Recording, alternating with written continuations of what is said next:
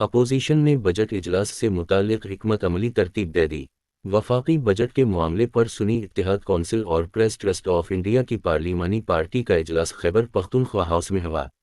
اسلام آباد، اردو پوائنٹ اخبار۔ تازہ ترین 12 جون 2024۔ حزب اختلاف کی جماعتوں نے قومی اسمبلی کے بجٹ اجلاس سے متعلق حکمت عملی ترتیب دے دی۔ تفصیلات کے مطابق پہلے تحریک انصاف کی کور کمیٹی کا اجلاس ہوا جس میں بجٹ اجلاس میں شرکت کے لیے اہم فیصلے کر لیے گئے۔ اس کے بعد سنی اتحاد کونسل کی پارلیمانی پارٹی کے اجلاس کا انعقاد کیا گیا۔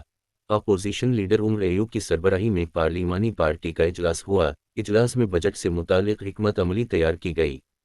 بتایا گیا ہے کہ وفاقی بجٹ 2024-25 حمزہ کے معاملے پر سنی اتحاد کونسل اور پریس ٹرسٹ آف انڈیا کی پارلیمانی پارٹی کا خیبر پختونخوا ہاؤس میں اجلاس ہوا۔ اجلاس میں حامد رضا، عمر ایوب، بیرسٹر گوہر، عامر ڈوگر، علی محمد، اسد قیصر، زرتاج گل، شیخ وقاص زر قریشی، احمد چٹا سمیت دیگر اراکین پارلیمنٹ شریک ہوئے۔ اجلاس میں اپوزیشن کی جانب سے بجٹ اجلاس کے دوران احتجاج کا فیصلہ کیا گیا۔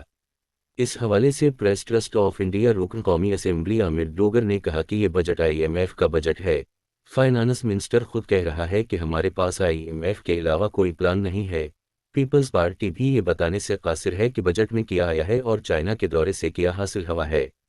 اسی طرح پاکستان تحریک انصاف کے رہنما شیخ وقاص اکرم کا کہنا ہے کہ یہ بجٹ اجلاس میں دیکھتے ہیں آج حکومت عوام کے ساتھ کیا کرنے جا رہی ہے، اس کے بعد پھر ہمارا ردعمل بھی اس کے حساب سے ہی ہوگا۔ جو یہ عوام کے ساتھ کرے گی ہم بھی ان کا وہی حشر کریں گے۔ پیپلز پارٹی کو اگر آئندہ بجٹ کے حوالے کسی بھی قسم کے تحفظات ہیں اور وہ کہتے ہیں ان کے احساسات اور جذبات حقیقی ہیں تو پھر میں تو یہ سمجھتا ہوں کہ ان کو بجٹ پر ووٹ نہیں دینا چاہیے۔ اگر آپ عوام اور میڈیا کو خوش کرنے کے لیے کہتے رہیں کہ تحفظات ہیں ساتھ ہی حکومت کی مدد بھی کریں اور ووٹ بھی دیں تو پھر یہ ساری ڈرامہ بازی ہے۔